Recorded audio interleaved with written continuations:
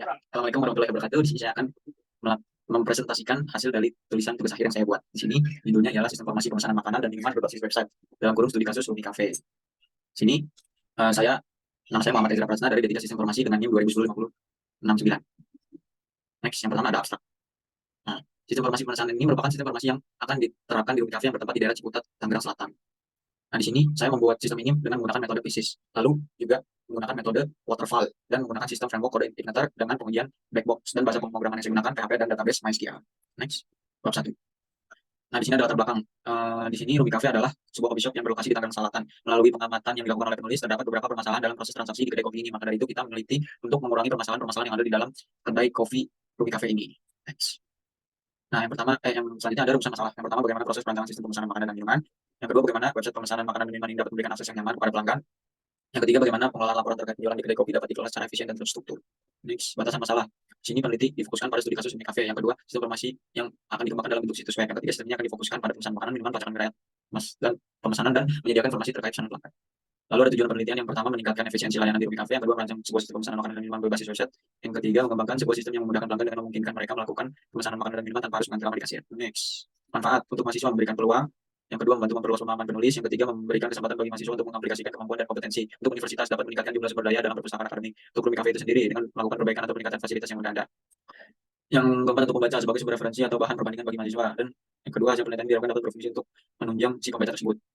Next, luaran yang diharapkan penelitian ini bertujuan untuk mengembangkan sistem informasi berbasis website untuk Ruby Cafe. Next, bab 2. Pengertian sistem merujuk pada struktur dan interaksi yang terorganisir dalam sekelompok elemen atau komponen yang saling terhubung dan berkolaborasi untuk mencapai suatu tujuan tertentu. Next, pengertian informasi. Informasi pada dasarnya merujuk pada data yang telah diproses dan dikelola sedemikian rupa sehingga memiliki makna dan memberikan kontribusi dalam proses pengambilan keputusan. Next, pengertian sistem informasi. Informasi merujuk pada paduan teknologi informasi peran manusia, proses bisnis, serta data yang disusun dengan tujuan menghimpun, mengelola, menyimpan, memproses, dan menyebarluaskan informasi yang bermanfaat dalam kerangka organisasi atau perusahaan.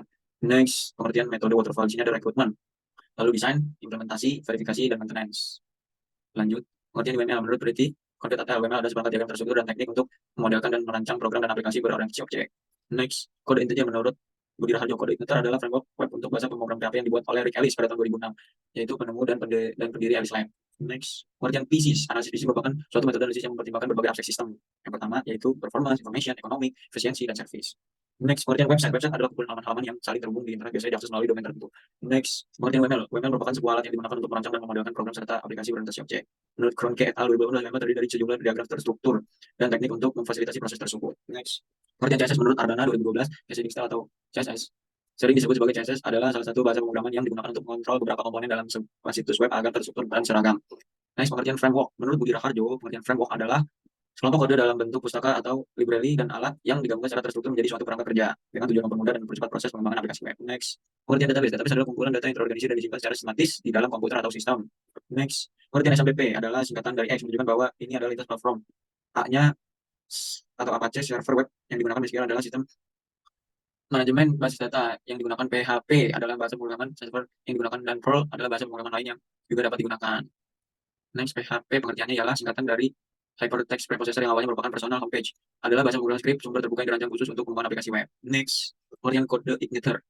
Kode igniter merupakan sebuah framework web untuk bahasa pemrograman PHP yang pertama kali dikembangkan oleh Rick Ellis pada tahun 2006. Rick Ellis sendiri adalah penemuan dan pendiri Ellis Lab, suatu tim yang berdiri pada tahun 2002 dan berfokus pada pembuatan perangkat lunak dan alat untuk para pengembang web. Next, pengertian MySQL. MySQL adalah sistem manajemen basis data atau RDBMS sumber terbuka yang sangat populer.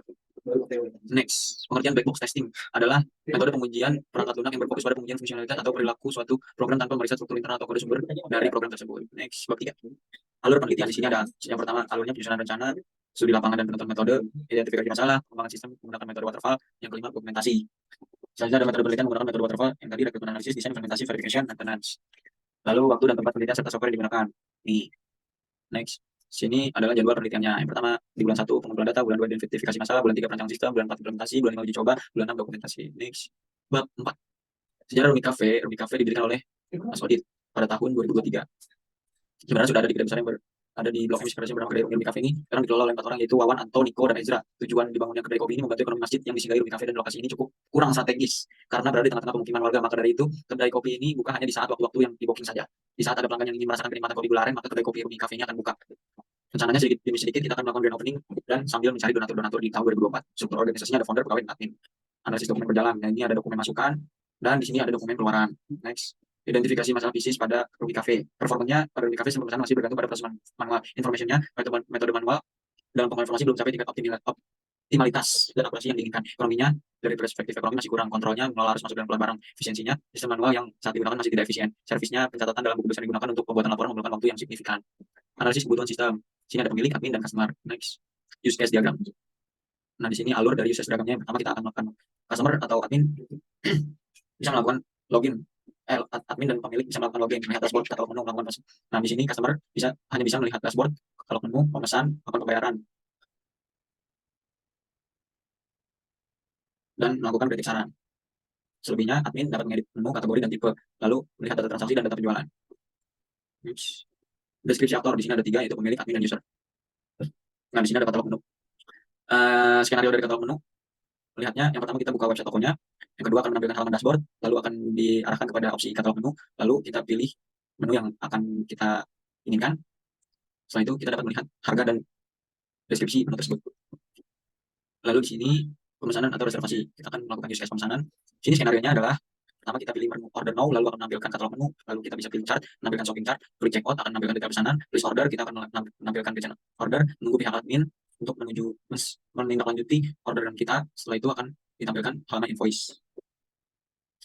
Nah, sini melakukan pembayaran. Di sini pembayaran hanya kita menampilkan invoice. Setelah kita memesan segala sesuatu yang kita ingin pesan.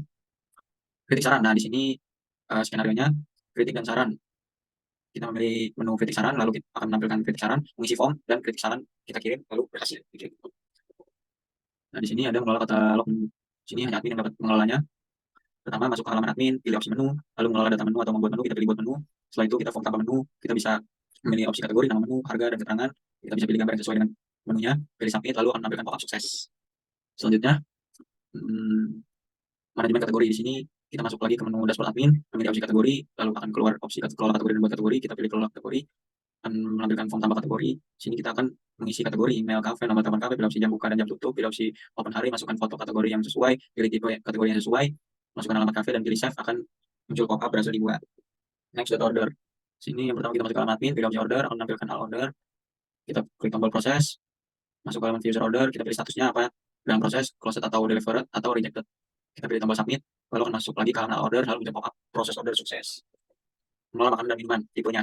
Sini kita akan masuk lagi ke halaman admin, pilih opsi tipe, nampilkan opsi kelola tipe dan buat tipe, masuk ke halaman tipe, tulis tipe yang diinginkan, klik submit, dan akan muncul pop-up tipe berhasil dibuat. Next, mengelola tipe makanan dan minuman.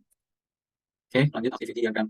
Nah, di sini login, kita membuka sistem, nampilkan halaman login staff, memasukkan nama username dan password telah terdaftar, validasi data, balik lagi ke halaman login. Bila tervalidasi, akan menampilkan halaman dashboard admin. Next, melihat dashboard dan katalog menu. Mengakses website toko, menampilkan halaman dashboard customer, memilih opsi katalog menu, menampilkan halaman yang berisi menu dan makanan.